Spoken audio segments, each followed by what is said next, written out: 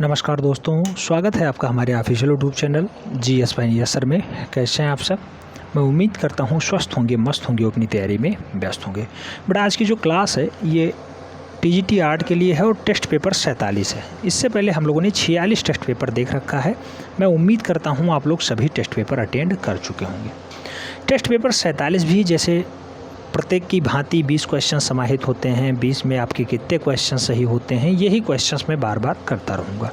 जब तक 90 test paper हो नहीं जाता तब तक हमारा क्वेश्चंस यही रहेगा, ठीक है। तो टेस्ट पेपर 47 में 20 क्वेश्चंस हैं। कितने क्वेश्चंस आपके सही बनते हैं कमेंट के माध्यम से छाप दीजिएगा बेटा। नई शिक्षक भर्ती है, 148 फतेह करना है, तो 148 के लिए आपको मेहनत करनी पड़ेगी। उसके लिए चाहे 4 घंटे जगना पड़े या 6 घंटे जगना पड़े, मेहनत करने के लिए तत्पर रहिएगा। बहुत सारे लोगों का जो है अभी भी मैसेज आ रहा है नोट्स से हम बहुत ज़्यादा परेशान हो गए हैं बेटा। हमें उम्मीद है कि आप लोगों के पास नोट्स पहुंच चुका होगा। अब आप लोग पढ़ाई पे ध्यान दें, मुख्य धारा में लौटने का प्रयास करें।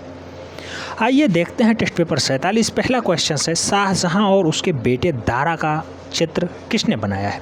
तो बेटा शाहजहां और उसके बेटे दारा शिकोह को चित्रित करने का काम किसका रहा है? गोवर्धन का, पयाग का, अबुल हसन का या फिर मानकू का? राइट आंसर किसके साथ जाएगा बेटा? तो आप जानते हैं शाहजहां को और उसके बेटे दारा शिकोह को चित्रित करने का काम गोवर्धन का रहा है। राइट आंसर ए के साथ बनेगा, Govardhan is the right answer. प्रश्न संख्या 2 की तरफ पढ़ते हैं। 2 में कहा गया, हुमायूं का दरबारी चित्रकार कहाँ का रहने वाला था? हुमायूं का दरबारी चित्रकार कहाँ का रहने वाला था? ताशकंद का, काबुल का, ईरान का या फिर अफगानिस्तान का? आप जानते हैं बेटा हुमायूं का जो दरबारी चित्रकार था, आप जानते हैं ख्वाजा मोहम्मद सैयद सिराजी और मीर सैयद अली, यही 2 चित्रकार आते हैं किसके दरबार में? हुमायूं के दरबार में। कहाँ से आते हैं? ईरान से आते थे बेटा।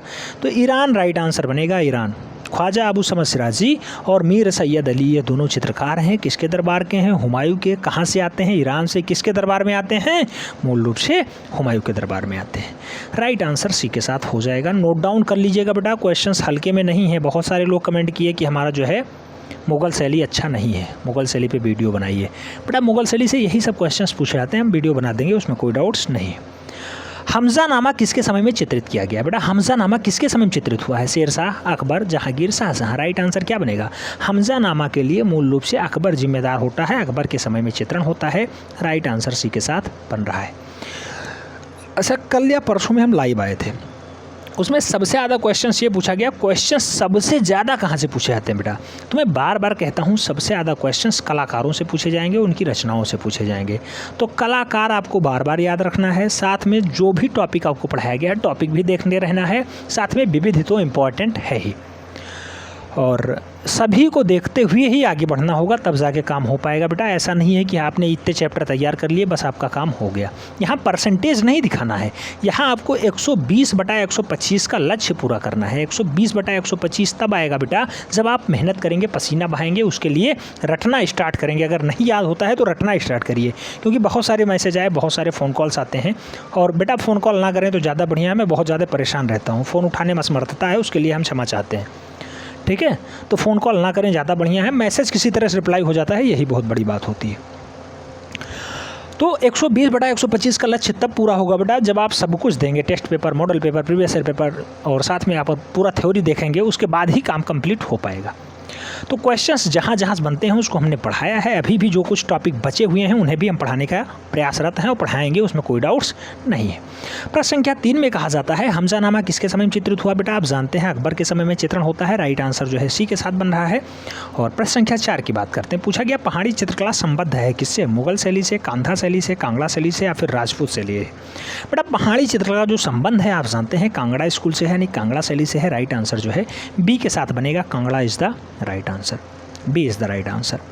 प्रश्न संख्या 5 की तरफ बढ़ते हैं। 5 में कहा गया मोलाराम कौन था? बेटा मोलाराम कौन थे? मूर्तिकार, गीतकार, चित्रकार, संगीतकार? आप जानते होंगे पहाड़ी शैली के सबसे अच्छे चितेरे मोलाराम माने जाते हैं, और मोलाराम का जो संबंध है बेटा एज ए आर्टिस्ट है, यानी चित्रकार के रूप में जाने जाते हैं। राइट आंसर बी के साथ बनेगा, चित्रकार इज द राइट आंसर। प्रश्न संख्या 6 की तरफ बढ़ते हैं। प्रश्न संख्या 6 पूछ लिया गया बेटा महाराजा संसार चंद्र द्वारा किस शैली को संरक्षण मिलता है? महाराजा संसार चंद्र कौन सी शैली को संरक्षण प्रदान करते हैं? ये क्वेश्चन पूछा गया। जैन शैली, पहाड़ी शैली, राजस्थानी शैली, सिख शैली? तो बेटा महाराजा संसार चंद्र के द्वारा कौन सी शैली संरक्षित होती है? पहाड़ी शैली संरक्षित होती है। राइट आंसर सी के साथ बनेगा, पहाड़ी शैली इज द राइट आंसर, यानी सी इज द राइट आंसर।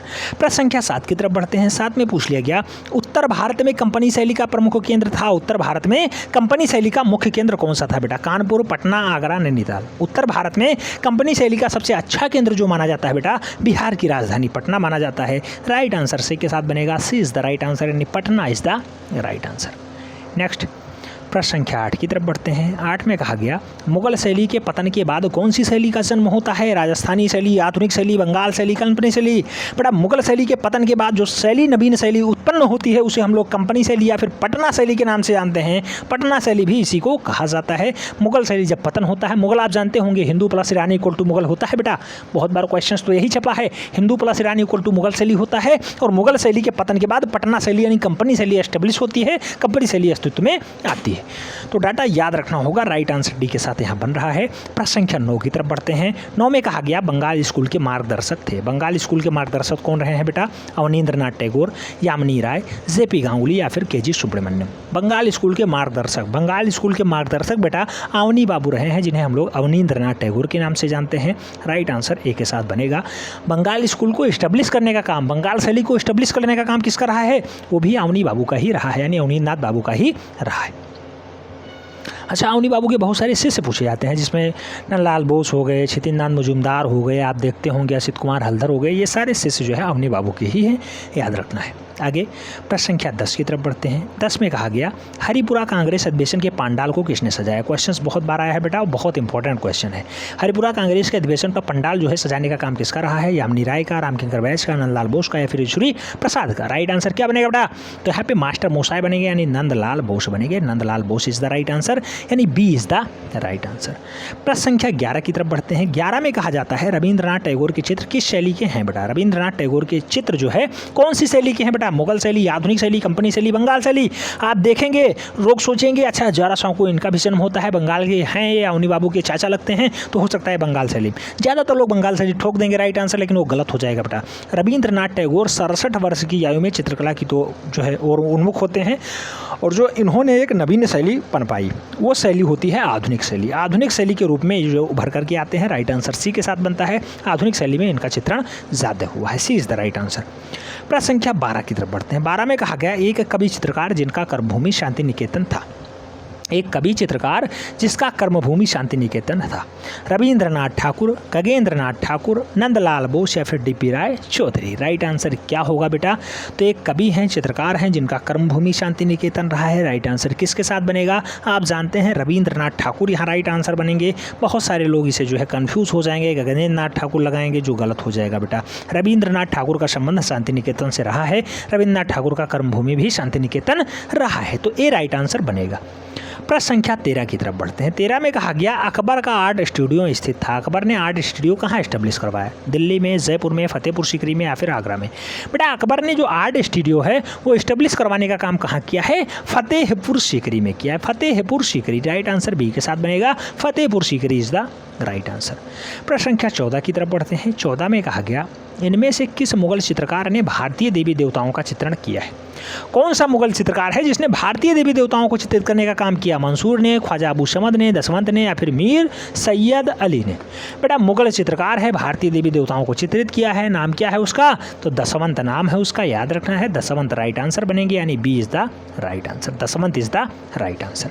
प्रश्न संख्या 15 की तरफ बढ़ते हैं। 15 में कहा जाता है, मध्यकालीन भारत के किस साम्राज्य के शासनकाल के दौरान चित्रकला अपने चरम सीमा पे पहुंच जाती है? तो मध्यकालीन भारत के साम्राज्य आते हैं जिनके शासन में मूल रूप से चित्रकला अपने चरम पे पहुंचती है। उनका नाम क्या है? अकबर, जहांगीर, शाहजहां, औरंगजेब।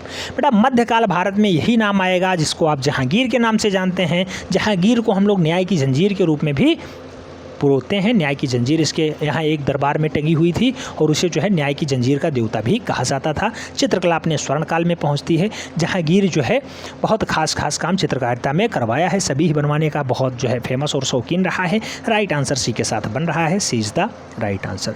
क्वेश्चंस कहीं से भी घुमा के पूछे, आपको राइट आंसर आना चाहिए। क्यों? क्योंकि आपने इतनी प्रैक्टिस कर रखी है। अच्छा, बहुत सारे लोग कन्फ्यूज़ हो जाते हैं कि सर बहुत सारे लोग 19/20 या 20/20 लिखते हैं, ये कैसे? सर ये लोग क्या लिख रहे हैं, सही लिख रहे हैं या गलत लिख रहे हैं, मेरा तो 3-4 सही जा रहा है या 10-12 सही जा रहा है।